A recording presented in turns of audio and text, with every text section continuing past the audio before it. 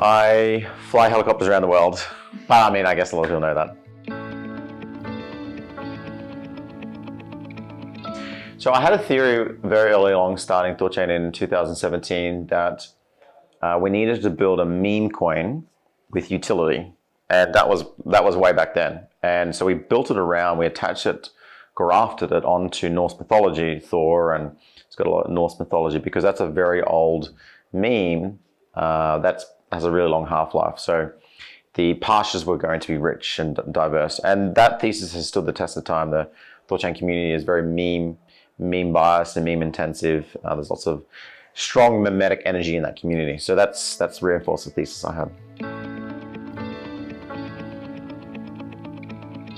So I'm a big believer at the moment in liquid state Bitcoin, because that will, if we can solve the yield source and the sustainability for staking derivatives, especially for Bitcoin, then that's going to drive people to bring their Bitcoin out of the ledgers and the cold vaults and the ETFs and the centralized exchanges, put it on these staking vaults and earn yield from providing infrastructure to app chains. And if we can do that, then we can bring Bitcoin back into DeFi and it will generate volumes and users.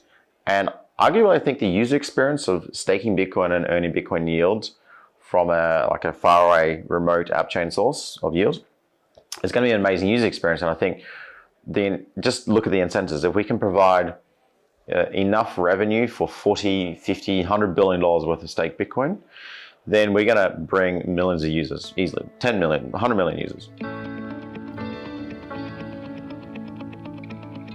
I would say that the feedback mostly is that it's still very esoteric. It's a very complex protocol that's hard to understand. And we primarily have made our users developers, wallet developers. So our clients are actually wallets and services that use swaps. Whereas a lot of people expect Thorchain itself to market directly to users. We try and avoid that scenario, and only engage with wallets themselves directly.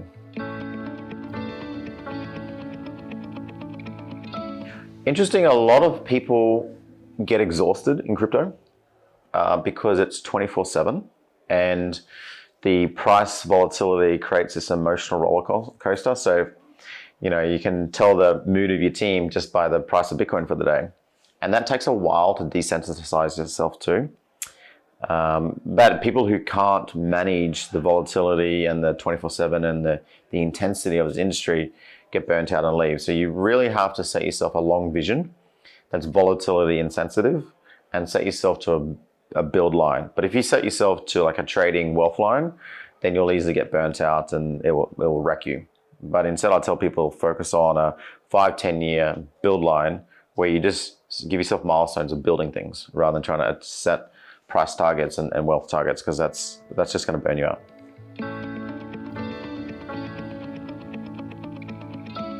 Look, if it wasn't for crypto, I would probably be in hardware and building either electric drones or rockets.